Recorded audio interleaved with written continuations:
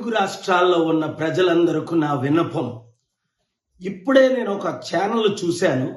విజయవాడ భవానీపురం పునా ఘాట్లో వందల మంది ఇల్లు కోల్పోయారు. కనీసం వాళ్ళకి ఎటువంటి అధికార ప్రకటన లేదట. సుజనా చౌదరి ఎవరో ఎమ్మెల్యే అట. ఈ ఎమ్మెల్యేలు ఏం చేస్తున్నారు? ఈ ఎంపీలు ఏం చేస్తున్నారు? ఈ ఆఫీసర్స్ ఏం చేస్తున్నారు? ముఖ్యంగా ముఖ్యమంత్రి, ఉప ముఖ్యమంత్రి విజయవాడ మునిగిపోతుందని ప్రజలకు చెప్పాలి కదా. ఇప్పుడు చూడండి వారు ఏమంటున్నారు, మాకు కొంచెం చెప్పుంటే సార్, మేము ఏ స్కూల్కో ఏ కొండ మీదకో ఇంకొక దగ్గరకో ఎక్కడికో బిల్డింగ్లు ఉంటే వెళ్ళిపోదాం కదా.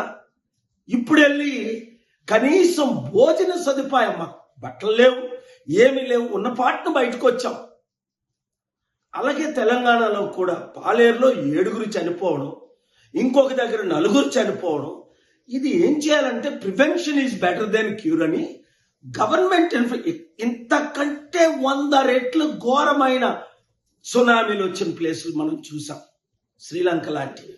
వాళ్ళు ముందే ఇన్ఫార్మ్ చేసి గవర్నమెంట్ అలర్ట్ గా ఉండి ప్రికాషన్ తీసుకోండి. అమెరికాలో అయితే ముందే ఖాళీ చేయించేస్తారు, అనౌన్స్మెంట్ పెడతారు. వీళ్ళేం చేస్తున్నారు? బిజీలో దేంట్లో బిజీ? వాళ్ళు కొట్టుకోవడం, వాళ్ళు దోచుకోవడం. ప్రజల ప్రాణాలు కాపాడలేని ఎమ్మెల్యేలు ఎందుకు, మంత్రులు ఎందుకు, ముఖ్యమంత్రులు ఎందుకు? అర్థం చేసుకోండి. మన ప్రాణాలకు విలువ లేదు వాళ్ళకి. మీరైనా ఇప్పుడైనా ఒకటి ప్రార్థించండి. 2 యూత్ మీరు వెళ్ళి మీ ఏరియాలో ఉన్న వారందరికీ ఏ విధంగా మీరు వాళ్ళని రక్షించాలో రక్షించండి. అనౌన్స్మెంట్లు చేయండి, సోషల్ మీడియాలో పెట్టండి. ఎక్కడైతే కరెంటు లేదో అక్కడికి పర్సనల్గా మీరు వెళ్ళండి, తగిన చర్యలు తీసుకోండి.